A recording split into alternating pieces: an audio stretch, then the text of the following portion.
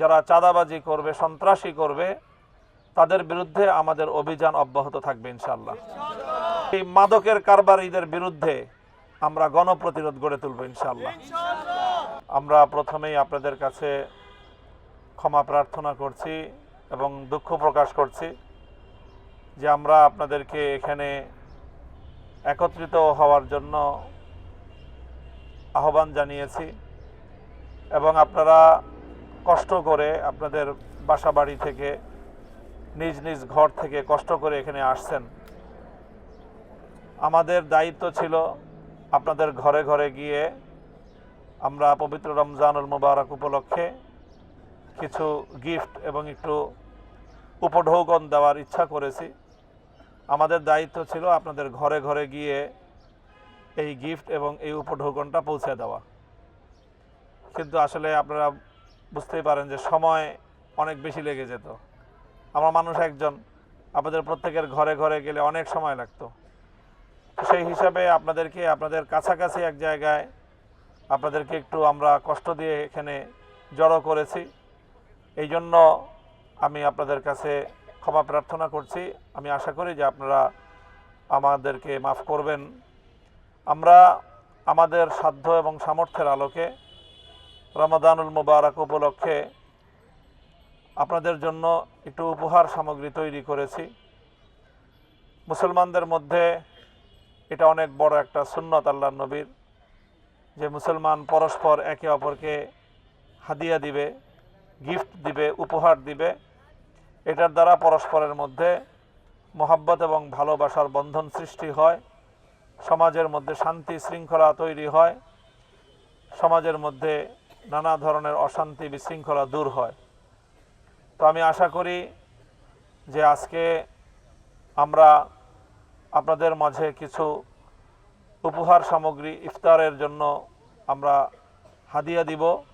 আপনারা আমাদের এই যৎসামান্য ক্ষুদ্র উপহারটুকু আন্তরিকতার সাথে গ্রহণ করবেন এবং আমাদের জন্য দোয়া করবেন, আমরা যেন আপনাদের পাশে, আপনাদের কল্যাণে, সুখে দুঃখে সব সময় যেন আপনাদের সাথে থাকতে পারি।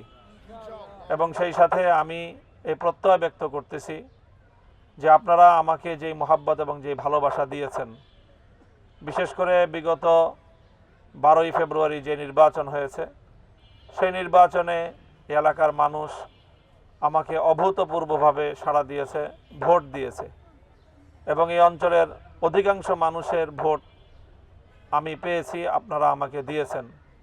যদিও নানা ষড়যন্ত্রের মাধ্যমে সেই ভোটের হিসাবটা পাল্টে দেওয়া হয়েছে, কিন্তু দেশের মানুষ, সারা দুনিয়ার মানুষ এটা অনুভব করতেছে যে ঢাকা 13 আসনের অধিকাংশ মানুষ মামুনুল হককে তারা ভোট দিয়েছিল।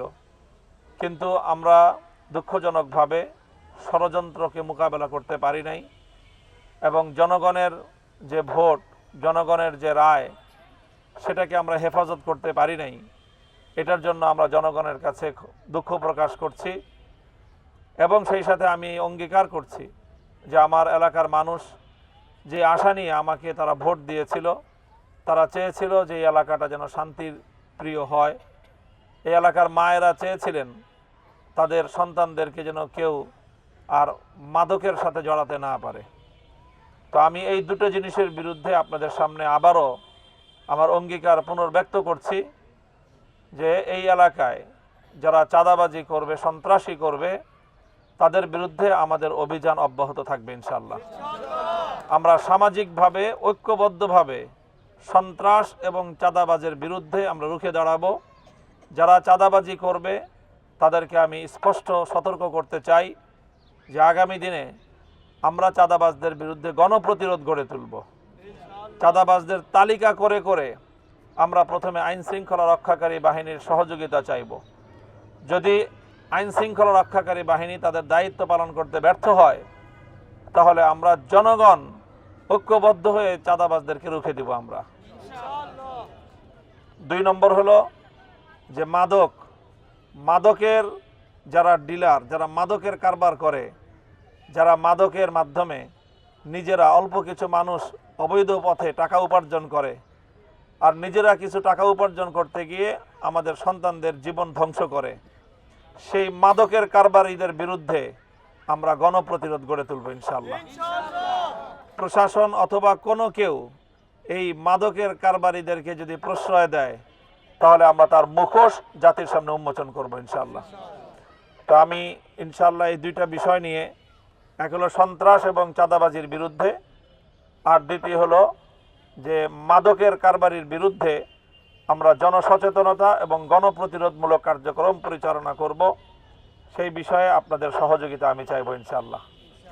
আমি আমার জন্য আপনাদের কাছে শুধু দোয়া চাই, আপনারা শুধু আমার জন্য দোয়া করবেন যেন আল্লাহ পাক রব্বুল আলামিন মানুষের যেই মহব্বত এবং যেই ভালোবাসা আল্লাহ আমাকে দিয়েছেন, আমি যেন মানুষের এই ভালোবাসার যেন হক আদায় করতে পারি, আমিও যেন মানুষের পাশে আমার ক্ষুদ্র যতটুকু যা শক্তি সামর্থ্য আছে সেটা নিয়ে আমি যেন আমার এলাকার জনগণ এবং দেশের মানুষের পাশে যেন আমি থাকতে পারি। আপনারা আমার জন্য সেই দোয়াটুকু করবেন ইনশাআল্লাহ।